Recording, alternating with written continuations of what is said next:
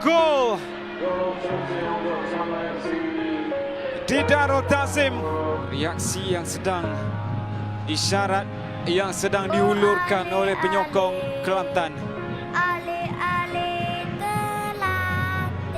Kalahan yang cukup mengecewakan selepas 0-8 pada perlawanan terakhir ke atas Terengganu. 0-10 ke atas Johor Darul Ta'zim. Pendahuluan Irfan Haikal. Tapi hormat saya untuk anda, tangisan ini bukan sekadar tangisan. Ini bukan kesilapan anda.